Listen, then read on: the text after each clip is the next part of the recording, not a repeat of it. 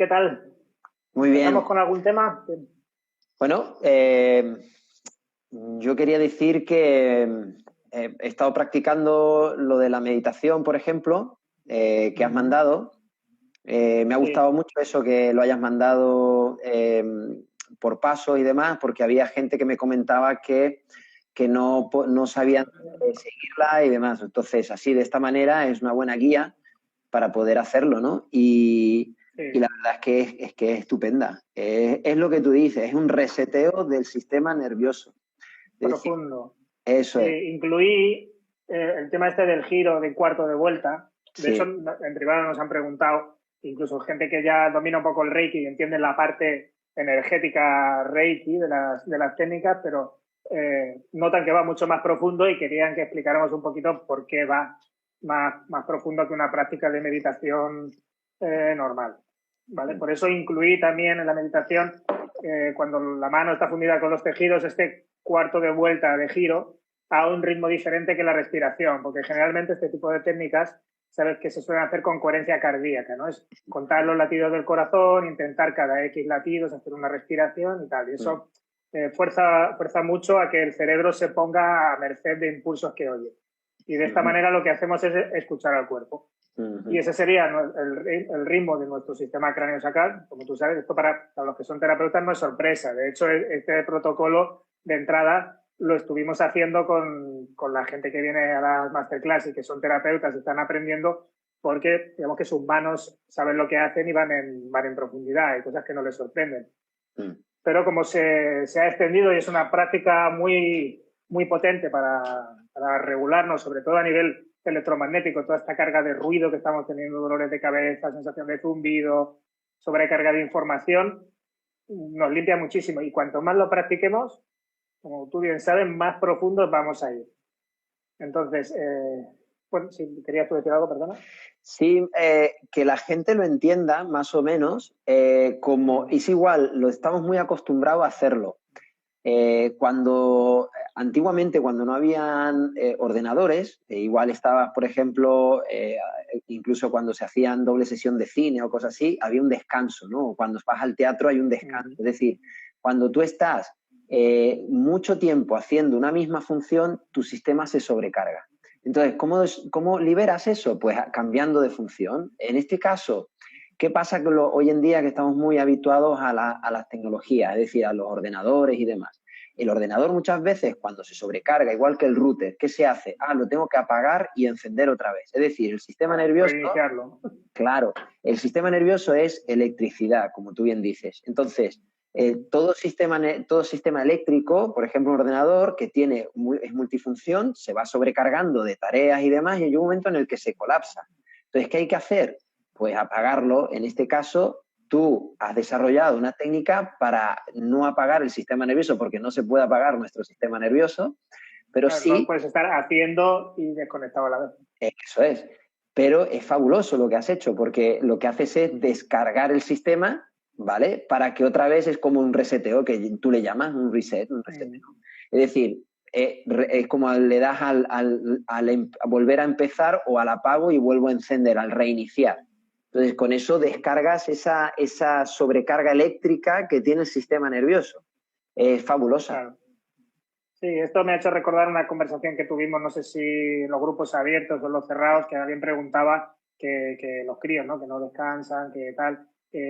Piensa que nosotros cuando éramos pequeños no tenías un teléfono con el que tenías que llamar al amigo. Ibas y podías esperar a que bajara o no bajaba, le picabas y tardaba lo que tenía que tardar. Y luego cuando salías del colegio, cortabas. Cuando salías de jugar con los amigos, cortabas, te ibas a casa y no tenías más conexión con ese mundo. Podías limpiar y procesar la información que de ahí te venía. Ahora estamos mayores y no tan mayores y niños, estamos conectados las 24 horas. Entonces que se nos chispa la cabeza, se nos chispa.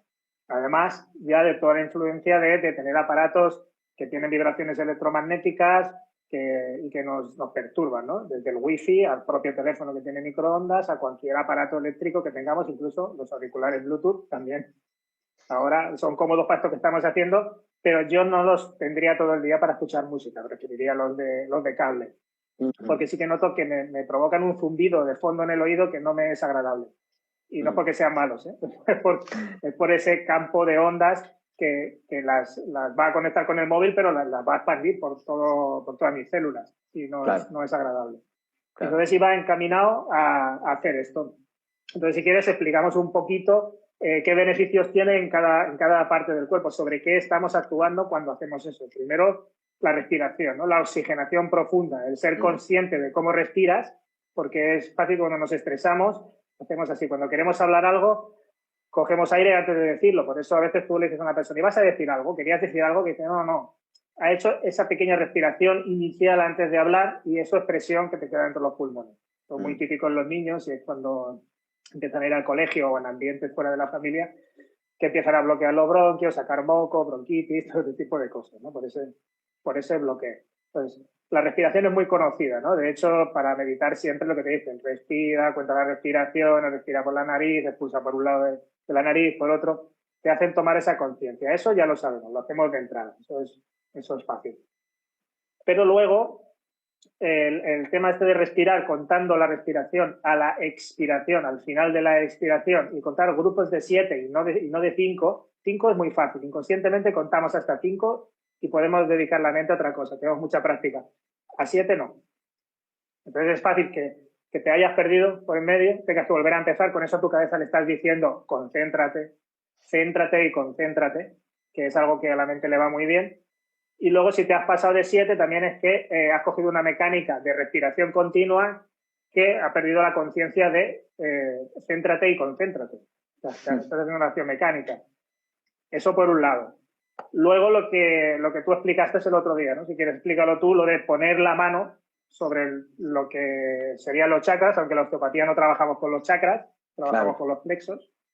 Bueno, lo que hacemos es al poner la mano y a fundir la mano en el tejido, es de alguna manera como poner la intención de estar en ese entramado de nervios. Los plexos es un entramado de nervios, es como muchos nervios que se juntan, es como un nudo de carretera, que un nudo de nervios. Entonces ahí se crea mucho campo electromagnético. Entonces lo que nosotros hacemos a través de esta técnica que tú has desarrollado es que toda esa sobrecarga de todo ese entramado de nervios se empiece a resetear, se empieza a liberar, entonces se empieza a relajar. Si eso se relaja, es como en una gran ciudad en la que hay un nudo de carreteras en el que se desahoga, es decir, que ya no hay un bloqueo. Entonces empieza la información de los nervios, empieza a moverse correctamente, es decir, como si allí hay, eso es, a fluir. Hay un policía que empieza a decir, venga, y empieza a fluir el tránsito, es decir, el tránsito de información, las conexiones neuronales, ¿no? Entonces, esa electricidad fluye y si fluye, obviamente, se libera la descarga y no hay sobrecarga.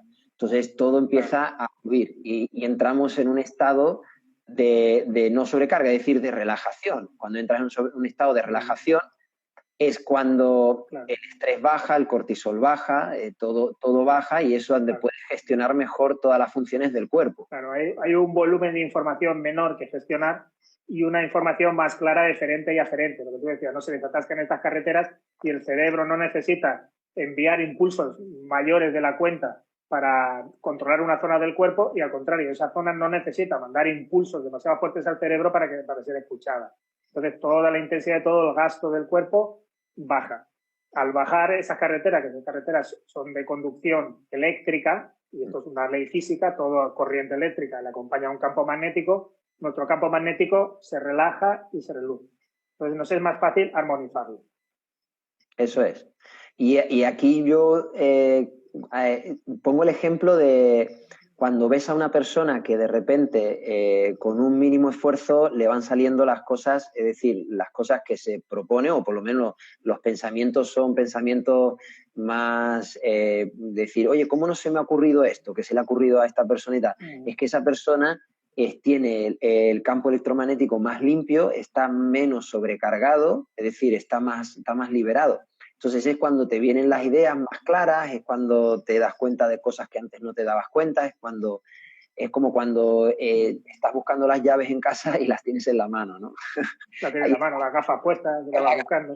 La cabeza, cosas así, estás sobrecargado, ¿no? Entonces, esto te va a ayudar a poder estar en un estado más, normalización, es más... Sí, es que tenemos que entender que cuando estamos en estrés, todo nuestro campo informativo se estrecha y se concentra. Hay muchas cosas que nos pueden pasar desapercibidas porque nos vemos obligados a focalizar sobre una cosa y además el cuerpo deja de hacer mantenimiento. Al estar en estrés, lo que hace es estar en una situación de supervivencia. Cuanto más tiempo pasemos, más ruido acumulamos, más basura acumulamos, más toxicidad física e informativa tenemos dentro de nuestros nervios. Así que esa sería la parte en que los que hacen Reiki la conocen, ¿no? Esa energía electromagnética que libera el cuerpo, incluso calorífica. También tenemos una liberación de energía infrarroja de nuestro calor, y esa es la que nuestras manos pueden palpar.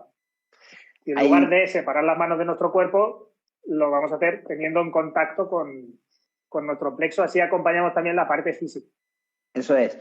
Y a tener en cuenta también esto, muchas veces cuando pasa esa sobrecarga, como el cuerpo está sobrecargado, como tú dices, eleva el estrés y nuestro campo de visión se estrecha, nosotros seguimos teniendo la intención de ver más de lo que podemos ver, pero no podemos ver porque está el cortisol muy alto, es decir, el estrés alto. Entonces, ¿qué es lo que hacemos? Forzamos más la máquina y como consecuencia de eso, ¿qué suele ocurrir? Pues dolor de cabeza, por ejemplo. Cuando hay jaquecas, dolores de cabeza, cuando hay... Esos son cambios de presiones del sistema venoso y arterial del cerebro que se dilata y se estrecha, se dilata, se estrecha. Pero eso es por una sobreexigencia de los sistemas porque sentimos que como que el sistema no da todo lo que debería dar. Pues esa era la anotación que quería hacer porque esto es importante para que la gente sepa cuando tiene dolor de cabeza es preguntarse si un ratito antes en qué se ha estado exigiendo o sobreexigiendo. Claro. Nos comentan que después de días de mucho darle al ordenador, esto que decíamos, los ojos, fijarse, ruido a la cabeza, toda esta cantidad de información que nos está llegando, que ha hecho 3 reseteos, ha necesitado 3 reseteos y a partir de ahí ha necesitado descansar y dormir más horas. Es positivo, le estás escuchando al cuerpo. El cuerpo por fin tiene que recibirte los mensajes de una forma suave sin necesidad de gritarte, como por ejemplo con un dolor de cabeza, una enfermedad, una indigestión, un problema físico, que ya hemos explicado otras veces que la enfermedad o la incomodidad es un mensaje del cuerpo. Como no tiene WhatsApp, ni tiene mail, ni Instagram, pues te lo va a hacer llegar con incomodidad, dolor o enfermedad. Así que muy bien. O sea, los resultados que haya después de estos reseteos, respetarlos. Y si lo dicen descansar, descansar. Si os dice tengo hambre y necesito comer algo, comerlo. Si os dice que tenéis que beber, beber. Escuchar al cuerpo con sutilidad y a donde os lleve. Pero seguimos explicando los efectos, ¿no? Decíamos esta energía que sería con la que trabaja el Reiki, añadiendo este cuarto de vuelta, todo lo que hacemos osteopatía visceral. Sabemos que aquí estamos tocando los mesos, que serían como los tejidos, como el cinturón de seguridad en el coche. Yo estoy sentado en el coche y tengo un cinturón de seguridad que me permite moverme, pero no me permite salir disparado o salir de mi sitio, ¿no? Los órganos tienen unos mesos, que son como unos tejidos, unas fascias que les envuelven y les pueden contener. Entonces les pueden contener cómodamente, les pueden contener demasiado suelto, que cuando hay tosis y descuelgue de órganos o estructuras, o lo contrario, te pueden hacer un corsé. Entonces, incluir este pequeño cuarto de vuelta que lleva un ritmo diferente de la respiración, eso todo el que lo ha practicado lo ha visto, no puedes acompasarlo, por eso digo, acompasarlo a la respiración, y luego ves que no puede, lleva otro ritmo. Entonces, ya puedes discernir los dos ritmos sin estar pendiente de ellos. Y con eso volveríamos todo el tejido visceral también a que suelte la tensión física, a la vez eléctrica informativa, a la cabeza, que también volvería a realizar una regulación de todas estas zonas.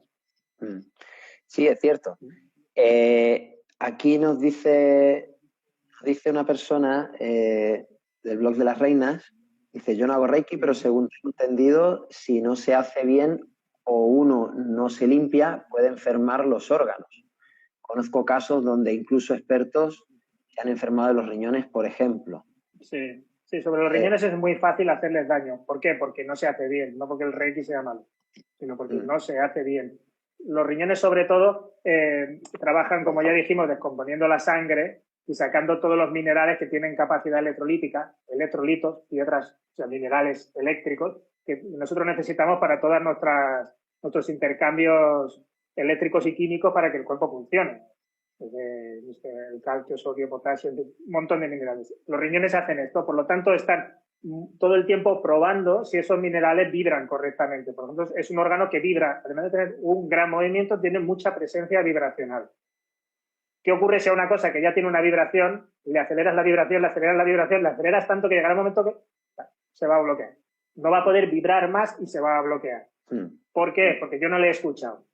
Por eso esto que estamos haciendo es poner la mano, ayudarle y no estar pendiente. Tú cuentas respiraciones, vas haciendo y la mano se irá acompasando. Por eso aconsejamos esto que tú decías, que la mano se funda, que esté mezclada con los tejidos y los cables. No hace falta que sepas lo que estás haciendo exactamente, pero sí que estás haciendo lo que toca, que no estás forzando a tu cuerpo.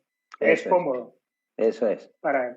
Entonces, el Reiki o cualquier terapia hecha mal es mala, pero no porque la terapia sea mala, sino porque tú no la estás haciendo bien. Eso es. Sería como coger un tornillo y en lugar de un destornillador coger una llave inglesa. Y dices, no lo puedo soltar. Pues no, porque es que no lo estás haciendo bien. Claro, totalmente. Así que siempre escuchar. Eso es. ¿Y algo que quieras añadir con el tema de cuando llegas a las posiciones de la cabeza y demás? Sí, quería explicar por qué seguimos ese protocolo hacia arriba, porque si empezamos con la cabeza, el cuerpo se quedaría cojo, no se quedaría atendido. Entonces, al estar sentados y relajados, vamos como borrando por planta hacia arriba.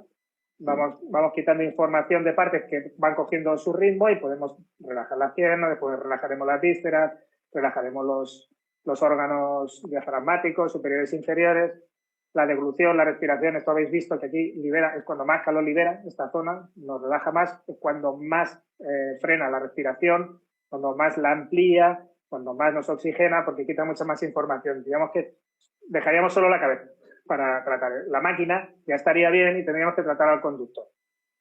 Y entonces, preguntabas, ¿no? O sea, decías que por qué el orden, ¿no? Sí, el orden, porque era de abajo hacia arriba y luego terminamos en la cabeza, ¿no?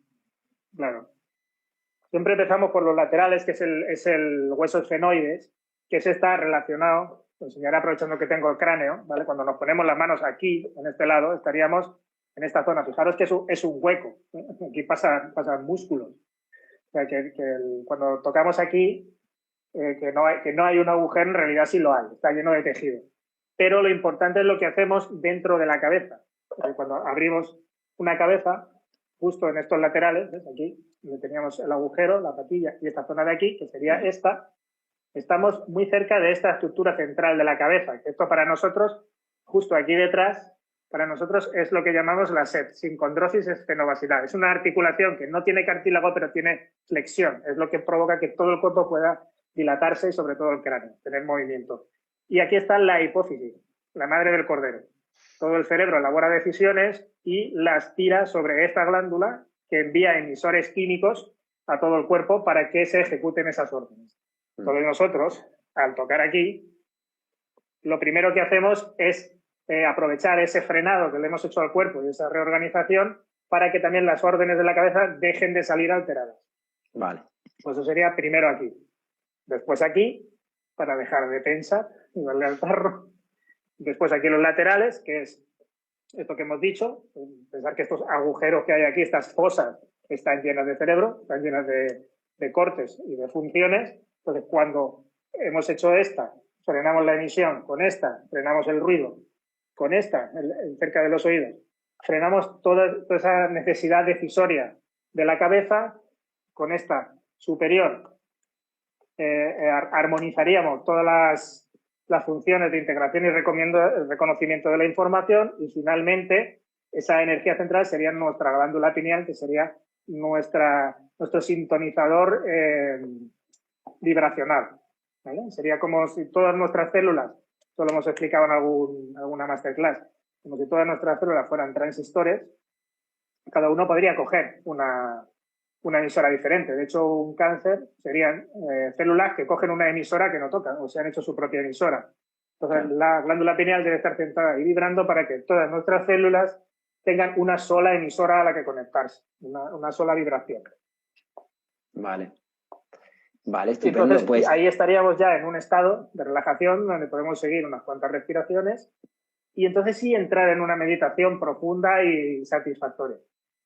Porque si De no, hecho, lo más común que la gente dice es que no medito porque estoy todo el rato peleándome con la cabeza, ¿no? y de La absurda hecho, idea de tener la mente en blanco. La claro, mente es mente y nunca estará en blanco. con esta técnica que tú ofreces, no es necesario luego hacer una meditación de 1 hora. Se pueden hacer meditaciones más No, cortas que va. y más efectivas, ¿no?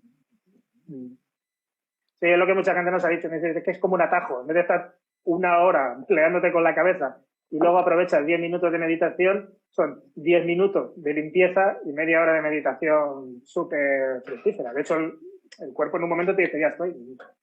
Y se levanta y estás organizado. Y Correcto. sobre todo eso, que cuanto más lo vayas haciendo, más tus manos van tocando más profundamente, van arreglando más cosas y no es necesario que tú las estés controlando. Claro. De hecho, si estás en el control, seguramente no saldrá bien, es lo que dices tú. Estás haciendo mal la técnica, Claro. ¿no?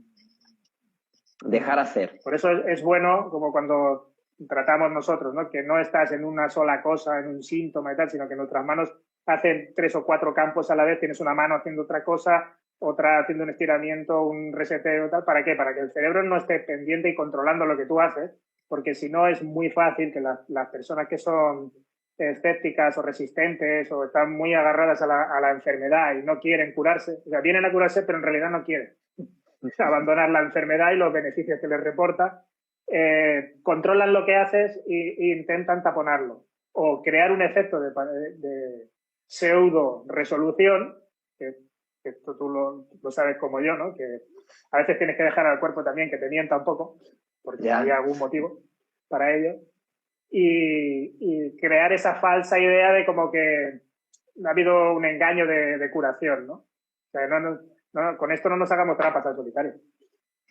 Somos nosotros solos. Vamos a Sí, dejarnos entrar en profundidad. es cierto. Y justamente ahora hablando del tema del cerebro, que has enseñado todo eso, aprovechamos ya y si quieres comentar el tema de lo que dijiste que ibas a hablar de los ojos, de la visión, Sí, para cómo relajar. Sí, el otro día durante la charla salió, no me acuerdo por qué, estuvimos hablando de ese tema. Supongo que por las tantas horas de pantalla, ordenadores, el tema este de presión en los ojos y dolor en la cabeza. Y comenté que yo ya hace años, pero antes incluso de dedicarme a la terapia, siempre, desde chaval, he hecho una serie de ejercicios y de estiramientos en mis ojos que de momento no llevo gafas, ni lentillas, ni nada. O sea, que quiero decir que al menos a mí me están funcionando. Y a veces los utilizo, sobre todo en tratamientos pediátricos, cuando los niños empiezan a tener problemas, para ajustarles la visión, los globos oculares. Y ahora recuerdo que era porque un paciente me lo comentó. Dice, esto que haces es la gimnasia de ojos de no sé quién. Digo, ni idea. Yo esto lo he hecho de toda la vida. Y le recomendé cómo hacerlo y hace eso. Y se ve que sí que hay como una especie de alguien que da como un protocolo y tal. Lo vi y me pareció un poco complicado. Así que si quieres podemos hacer el que recomiendo yo. Venga, O sí, sea, sí. que hago yo, que me he hecho toda la vida. Estupendo. ¿Vale? Entonces, empezamos con el bricomanía, ¿no? ¿Qué necesitaremos para esta técnica de hoy? Necesitaremos una cabeza, a ser posible la tuya, y necesitaremos, que esto no lo tiene, unos ojos, ¿vale? He hecho 2 ojos, estos son unos chupachus, ¿vale? Nos iría muy bien, ¿por qué? Os lo voy a explicar. Porque los palos harían la función del nervio óptico, que también lo vamos a tratar, y es lo primero que os voy a enseñar, para que luego, cuando hagamos la técnica, sepamos dónde está. ¿Ya? Los vamos a meter por los agujeros naturales, donde los tendríamos, y ya tendríamos aquí a nuestros ojos en sus órbitas. Si vemos la cabeza por dentro, vemos que aquí salen los nervios ópticos. En realidad, como son un poco gruesos, los he sacado por donde saldría el control del músculo. Si no, saldría por este agujerito. ¿Vale? Y a esa altura y más o menos con este largo, se cruzan aquí y hacen una X, ¿vale? Para mandar información diferente a los nervios y de los diferentes campos del ojo.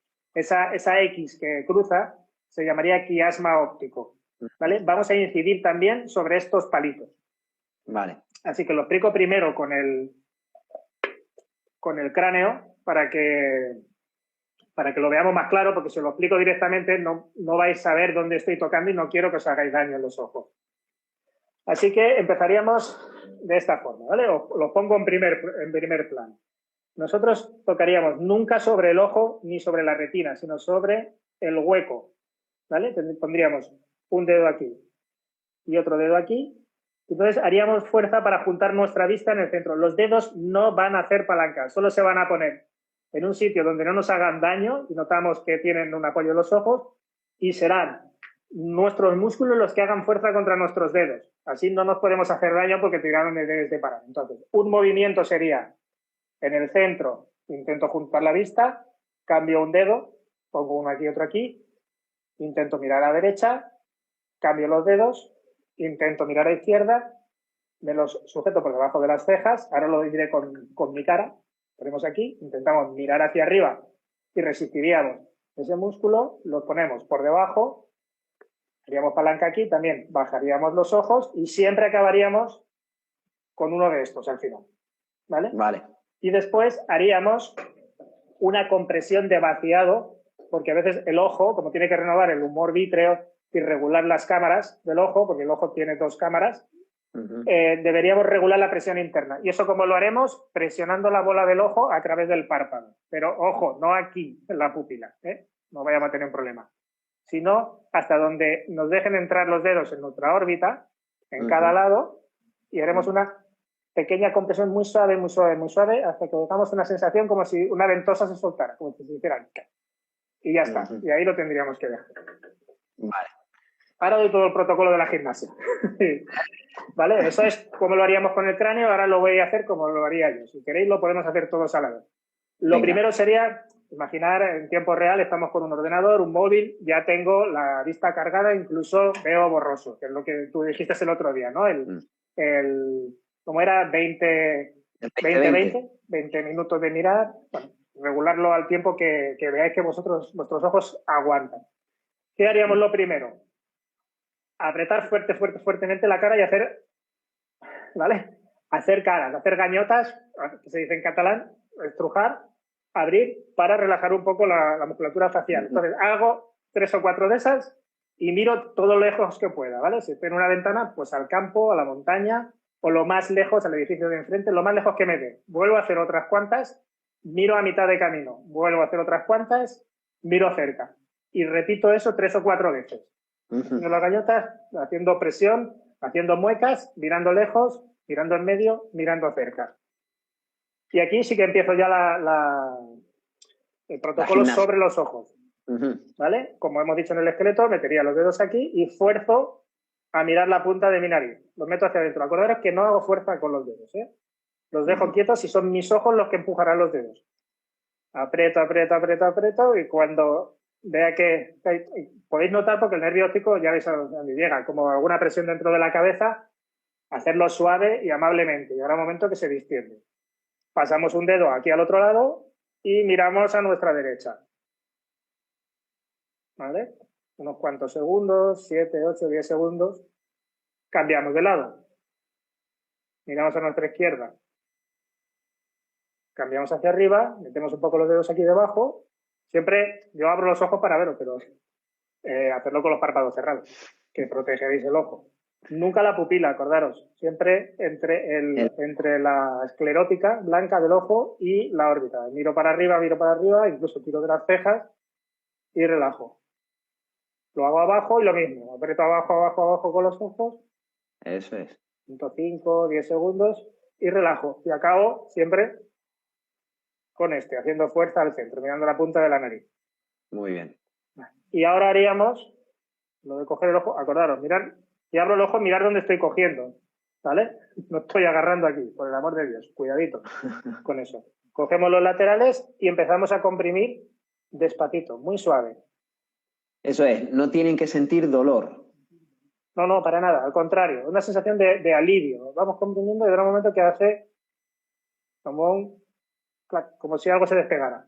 Ya está, suficiente. ¿Vale? Luego si quiero puedo hacer un poquito más. No os pongáis inmediatamente otra vez a mirar cosas y a la pantalla, ¿vale? Intentar mirar de lejos, intentar no fijar la vista, dejarla vagar un poquito y luego al día. Esto se puede hacer 3, 4 veces al día. Claro. ¿Vale? Está bien. Es muy recomendable para los niños porque así la fuerza de la musculatura no deformará los palitos del chupachus. Eso ¿Vale? es. Los nervios. Claro, porque tú vas tirando, o sea, eso es, mira, para que saque un chupachus, y lo explico. ¿Vale? Nosotros tenemos la órbita del ojo, tenemos esto, ¿vale? Esto equivaldría a nuestra órbita. Cuando hay tensión en nuestro sistema nervioso, el palito este está forrado por meninge, igual que nuestro cerebro. Si irritamos la meninge y tenemos dolor de cabeza, estamos haciendo esto hacia adentro. Claro. ¿Vale? Por eso cuando hay migrañas también hay dolores de ojo, fotosensibilidad y molestias en los ojos. Para esto haremos una técnica final, o aparte, o al empezar, no queramos, que sería calentar bien las manos, frotarlas bien y con esta parte de los dedos ponerlas sobre los ojos. Y vamos a hacer una muy ligera presión hacia adentro. ¿Vale? Aguantamos unos segundos ahí y luego la liberaremos suave. Si tuvierais puesto un pulsómetro, veríais que las pulsaciones bajan y la presión sanguínea también. ¿Vale? Porque eso incide directamente en nuestro nervio vago. Así que probarlo y hasta aquí la explicación.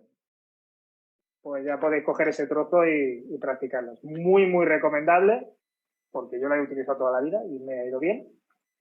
Porque a todo el mundo que se lo he explicado y recomendado le ha ido muy bien. O ha mejorado la vista sustancialmente o no la ha empeorado, que ya es mejorar con la edad. Y no es nada complicado. Lo podéis hacer sentados en el puesto de trabajo, en casa, en el sofá, donde os dé la gana. La verdad es que es muy, muy interesante. ¿Lo recomendarías, por ejemplo, a personas que han sido diagnosticadas de hipertensión ocular? Claro. Por ejemplo, este que he dicho ahora de la presión, ¿Sí? no lo he puesto dentro del protocolo porque se puede hacer aparte. Cada vez que notes presión en los ojos, haces eso, calientas un poquito las manos, que eso mejorará el riego, y comprimes muy levemente. ¿Vale? Si fuera en la cara, simplemente haríamos esto, no esto, haríamos esto. Simplemente así, aguantamos un poco la presión y luego no la soltamos de golpe, para que el nervio óptico y la meninge no reaccionen. Eso es. Presionaríamos, aliviaríamos presión y se quedarían equilibrados. Vale. Entonces, eso nos relaja el humor vítreo, nos regula la presión entre las cámaras y nos regula la tensión del nervio óptico. Aquí dicen una pregunta, dicen que si lo que llaman estos moscas voladoras, esas manchitas negras que se ven normalmente, ¿a qué se deben? Eso serían dentro de nuestra mácula, en la parte posterior, donde vemos, tenemos una zona fotosensible. Entonces, la zona fotosensible está irrigada. ¿Qué ocurre si tenemos esa tensión? Que los capilares finos que están pasando por ahí no está circulando bien la sangre. Entonces se forman colas de sangre, de glóbulos rojos, leucocitos, todo lo que lleva la sangre. Se queda ahí, entonces hay una parte que no ves, un hilo que queda en sombra. Entonces tú, allá donde mires, ese hilo no está ahí volando, sino que es una sombra sobre tu mácula. Claro, por lo tanto, esta técnica que estás diciendo tú para poder drenar mejor el ojo le vendría muy bien, ¿no? Le vendría brutal.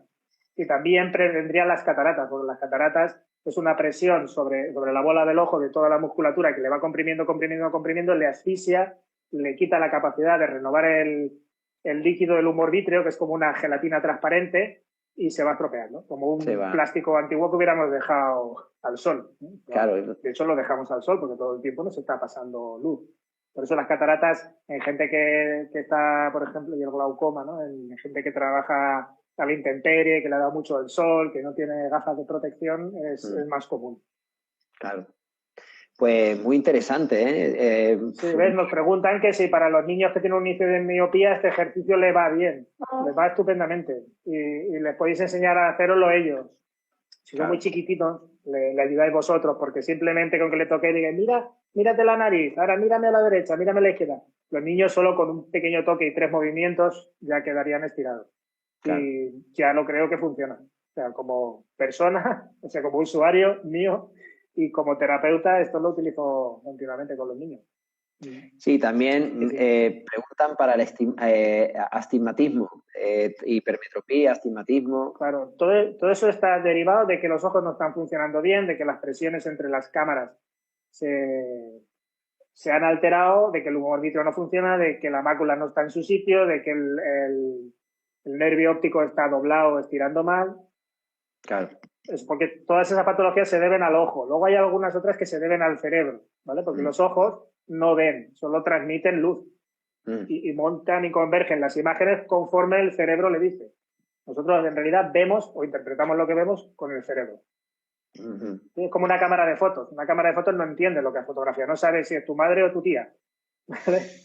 Pero tú sí que intentas enfocar esa imagen y reconoces quién está en la imagen. Correcto. Pues estupendo. Nos preguntan también para auras migrañosas. ¿Vale? Con el aura, cuando hay una migraña, es como un anticipo o un aviso de cuidado que vengo. Entonces, generalmente cuando tenemos el aura, o lo haces muy, muy, muy al principio, o como ya te ha avisado de que viene, es que viene. ¿Vale? Claro. Entonces ahí habría que hacerlo con mucho mimo. Te diría mucho mejor, no sé quién lo ha preguntado, pero te diría mucho mejor hacerlo durante el día y antes de tener el aura migrañosa. Sí, de hecho, como mantenimiento. Eso es.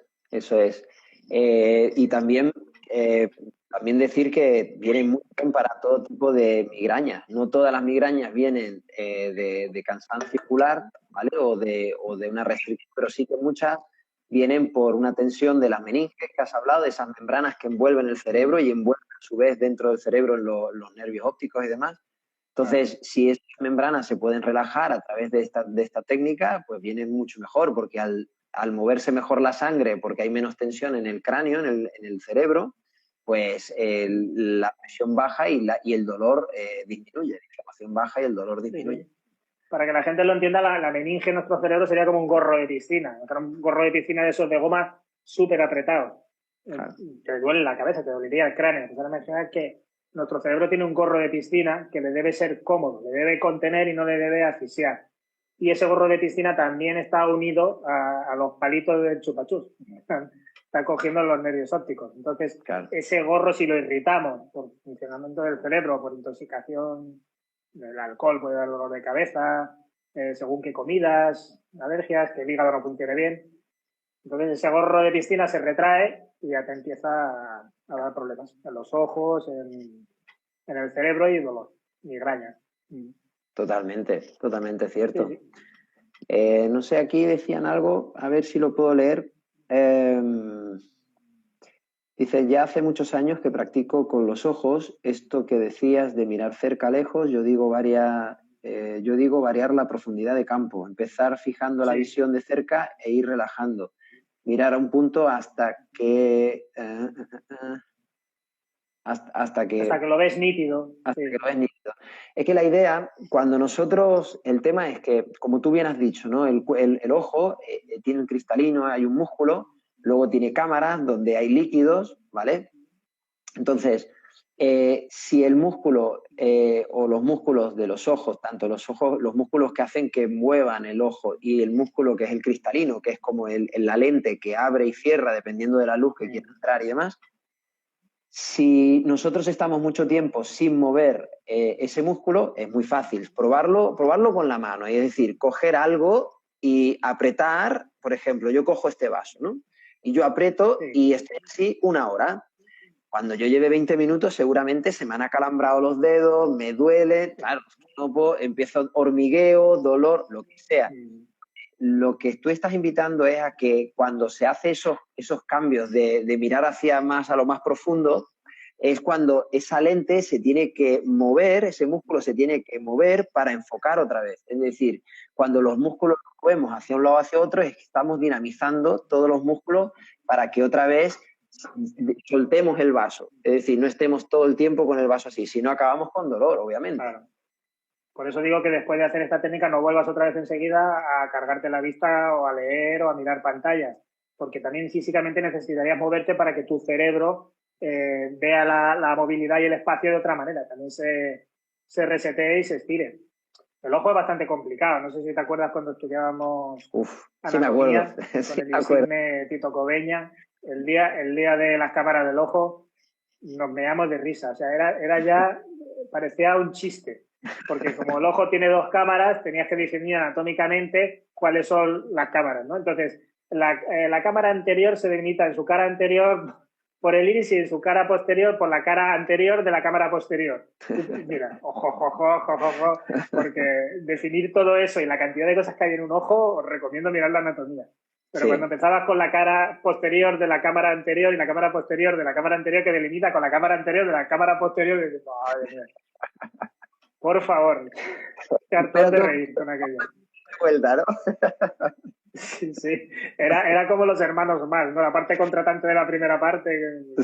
Sí, más o menos. Divertido, pero es complicado el ojo, es complicado. Tiene los músculos ciliares, tiene la pupila, la mácula, su forma, tío, es interesante. Entonces, con estos ejercicios, porque lo de fijar la vista es un buen ejercicio preventivo, pero llegará un momento que ya se ha bloqueado. Lo que decías tú, se ha agarrotado, entonces vamos a redondearlo y a estirarlo otra vez.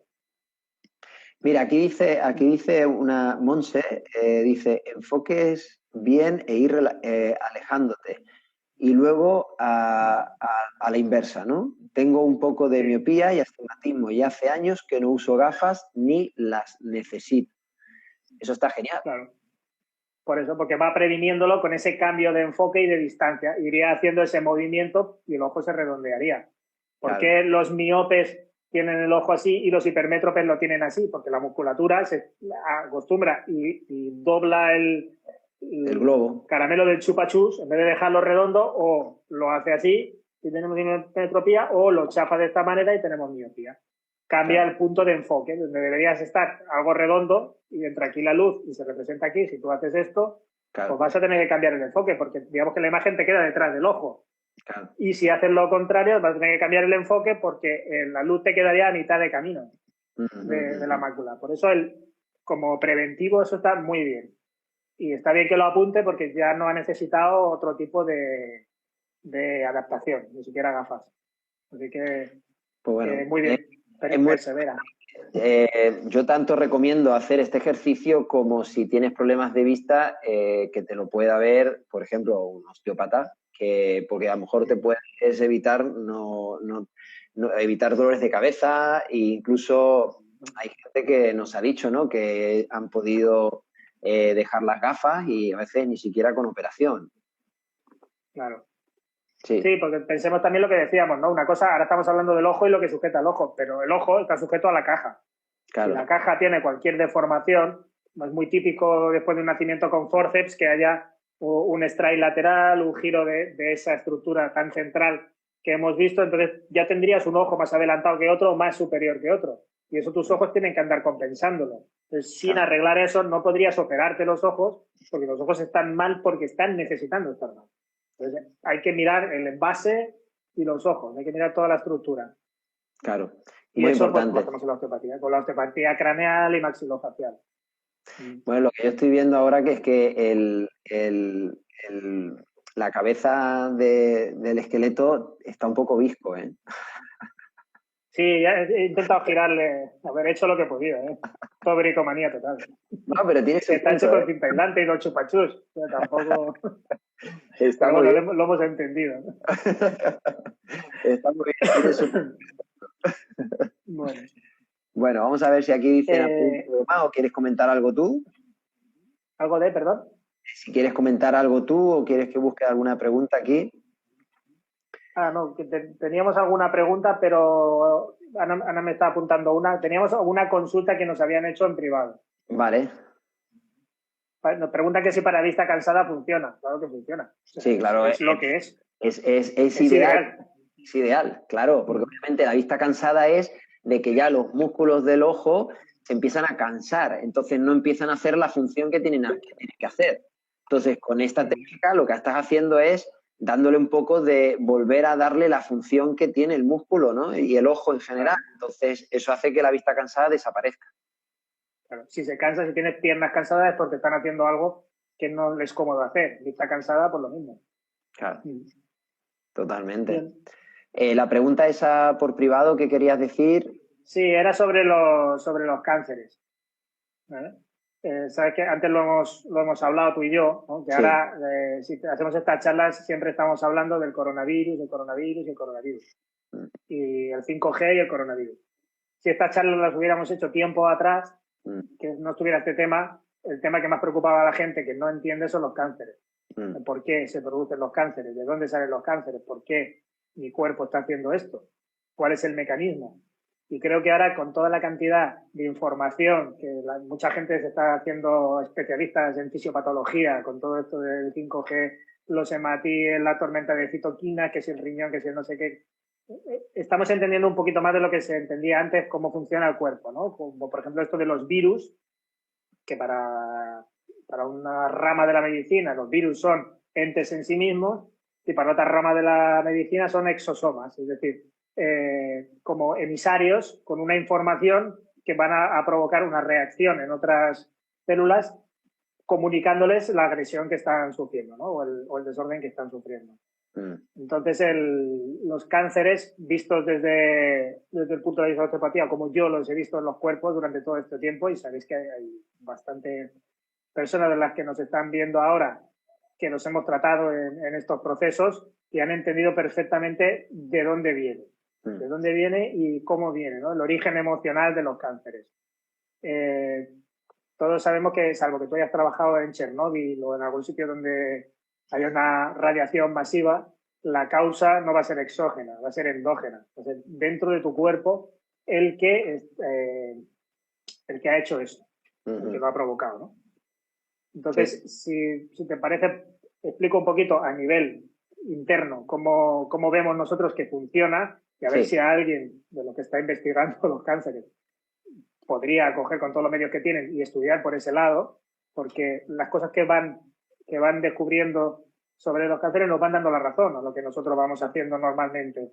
Pues vamos a ver si alguien que tenga medios puede estudiar a partir del punto que nosotros hemos visto que influye, ¿no?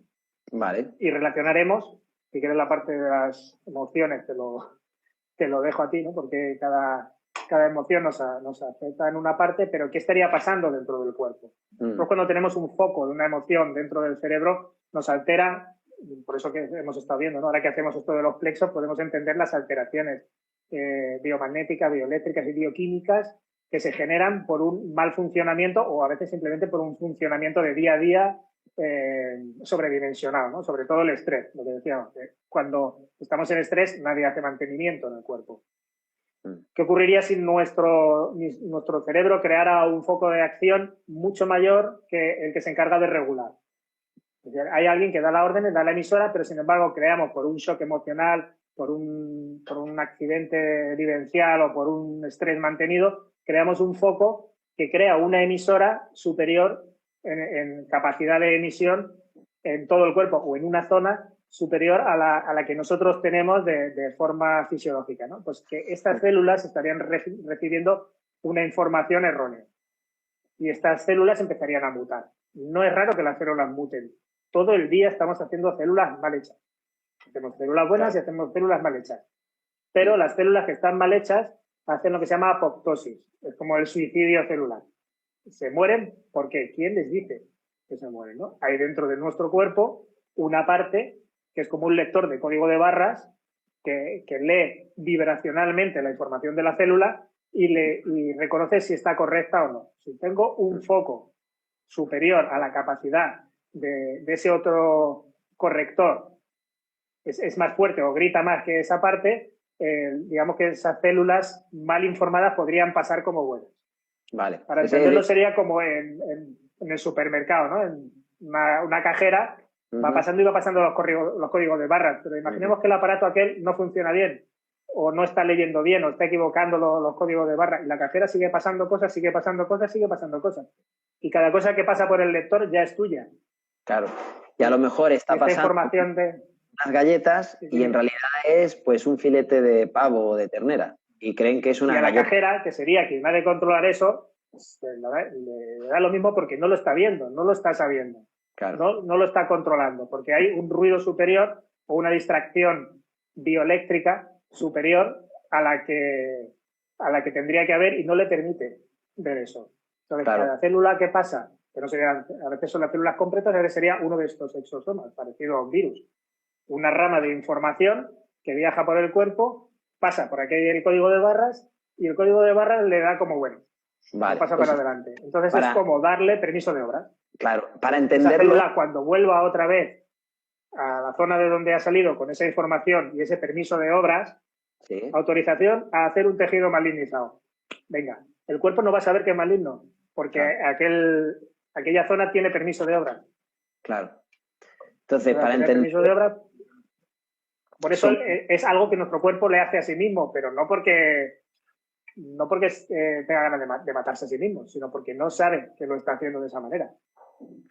es decir, de alguna otra manera podríamos entender que para el cuerpo lo que está haciendo es permiso de obras, que está haciendo una obra en malas condiciones, que se llamaría cáncer en nuestra jerga, para nuestro cuerpo, esa obra que está haciendo, él cree que está bien hecha. Normal, tiene permiso de obras. Claro. Por eso es importante lo que nos preguntaban ahora, ahora se me ha ido. Si la célula, la apoptosis, la hace porque el cuerpo la mata o la hace ella por sí misma. La hace ella por sí misma, pero porque recibe o sea, le falta el sello.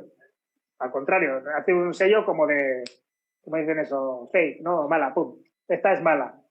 Y no se destruye en ese momento, sino que viaja otra vez, igual que haría si tuviera permiso de obras, llega sin el permiso de obras y le dice a las células y a ella y a todas las que son como ella, le dice, no tenemos permiso de obras, por lo tanto, apoptosis. Y se mueren todas. Vale, aquí dicen, si dice, ¿esto sería la enfermedad autoinmune? No. Sí y no. Eso sería el mecanismo como el cuerpo no sabe que está haciendo algo. Claro. Entonces se podría decir que es autoinmune. O sea, porque tu sistema inmunitario no lo está viendo. Pero porque tampoco es una agresión de fuera, es una agresión interna. Claro. Autoinmune es cuando tu propio cuerpo se ataca a sí mismo. Es ahí, es la diferencia. Esto sería una variación, porque casi siempre cuando tenemos un cáncer, antes ha habido enfermedades inmunes en esa persona. Ha estado teniendo otras enfermedades pausadas, que aquí es donde interviene el tema de la emoción, ¿no? Que tu cuerpo te ha estado dando avisos. Usted no puede decir, le han encontrado un cáncer y le han dado 3 meses de vida, así de golpe, y estaba sano. No me lo creo. Normalmente da avisos y los avisos van de menos a más. Es decir, primero te avisa de una manera prudente o podríamos decir más desde el respeto. Si no le haces caso o no lo has escuchado porque tenías mucho ruido como esa cajera, te va a dar un aviso un poquito más grande y así sucesivamente hasta que de repente pues, te da un aviso ya de una enfermedad importante, ¿no? Claro, que no puedes no escuchar, porque ya Eso es. algo se ha roto. De hecho, si vas al médico no te lo descubren porque sí, ya vas al médico porque notas que algo no está funcionando bien. Y esto es muy típico sobre todo en personas que han estado tomando ansiolíticos, antidepresivos y cosas de este tipo durante largo tiempo. Has estado, como el otro día decías tú, ¿no? Has estado matando al mensajero. El mensajero ha estado viniendo, el cartero ha estado viniendo con la información y tú lo has echado. Y le has cerrado la puerta y no lo has escuchado. Entonces, con eso no paras el sistema. Sigue funcionando. Lo que pasa es que tú no lo sabes. Hasta que cuando lo sabes es tan gordo el desastre que igual ya no lo puedes arreglar. Claro. ¿Vale? Entonces nos preguntaban si esto nosotros podemos hacer algo o lo causamos nosotros o simplemente nos toca. ¿Sabes? Como una maldición, ¿no? Que esto sea, pues, qué mala suerte que hemos tenido cáncer. No nos toca, esto no lo sortea, no te viene. Cierto que hay diferentes procesos, porque también como hemos enseñado en alguna formación, a veces hay como un código de activación. Porque tengo cáncer y ¿cuándo has empezado? A los 25 después de tener un hijo, igual que tu madre, igual que tu abuela. ¿Vale? Ahí hay un código de activación, pero solo se activa si te pasan cosas similares. Si tú cambias esas acciones, no tendría que activarse. Claro. De ahí lo que se llama... Sería cuando lo heredas. Eso es, que se trabaja a nivel transgeneracional o genético. Es decir, de hecho, hoy en día hay muchas personas que, o no sé si a todas o a casi todas las personas oncológicas, las personas que han tenido cáncer o tienen cáncer, se les hace un estudio de un análisis de sangre en el hospital y ellos determinan si ese cáncer puede ser heredado por sus descendientes, es decir, por las personas que vienen después que esa persona.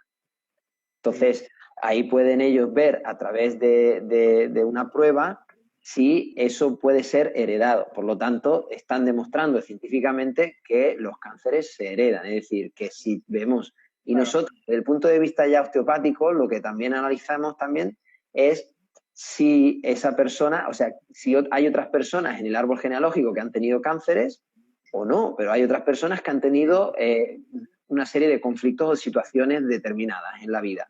Entonces, si eso se va repitiendo de alguna u otra manera o eso ha afectado a la persona que tiene el cáncer en ese momento, pues lo que haces es un cambio de conciencia, es decir, darte cuenta de lo que estaban haciendo y qué puedes hacer tú de manera diferente a lo que han hecho esas personas. Sí, sí. Que lo heredes no quiere decir que lo desarrolles. Claro. ¿Vale? Porque claro. si no sería, no, ya es una maldición, ya como lo heredad lo voy, no. O sea, tú puedes heredar una casa y no vivir nunca dentro. O sea, renunciar a ella. Mira, es que toda la gente ha muerto, yo qué sé, en un palacio, en un castillo que tenemos. Todo el mundo se va a vivir allí y muere. Pues yo no voy a ir a vivir allí. Pues voy a vender el castillo, me da igual. Me niego, hago una acción diferente a la que han hecho mis antecesores, que al no hacerla no han podido cambiar el resultado final, que es padecer esa enfermedad del mismo tipo, sobre la misma edad, en la misma zona y de la misma forma. Eso es. Es importante que tomemos conciencia de eso. Ahora bien, nosotros, como osteópatas, siempre que viene una persona con un cáncer, nunca le vamos a decir que no se haga un tratamiento de alopático. Es decir, tiene que visitar al médico, al oncólogo, que escuche lo que le dice el oncólogo, la oncóloga, que vea lo que le sugiere y a la vez que se está haciendo el tratamiento, nosotros vamos a tratar a nivel emocional, a nivel químico, a nivel lo que sea. No hay problema. Claro. Porque todo junto, no tienes por qué no jugar una carta de las que tienes. Correcto. De hecho, muchas veces hemos visto que cuando nosotros les apoyamos con nuestro tratamiento, los procesos de quimio o de radioterapia van mucho más rápido, son más efectivos. Claro, mucho mejor, y si al final se ahorran sesiones o se ahorran operaciones. ¿Por qué? Porque el cuerpo ya ha conseguido tomar el control de eso. Pero claro. Es que necesitas saberlo. Otra cosa es cuando nosotros vemos emociones. Mira, nos quedan 20 y pocos segundos. Seguimos esto ahora en tu conexión, ¿vale? Porque está bastante interesante.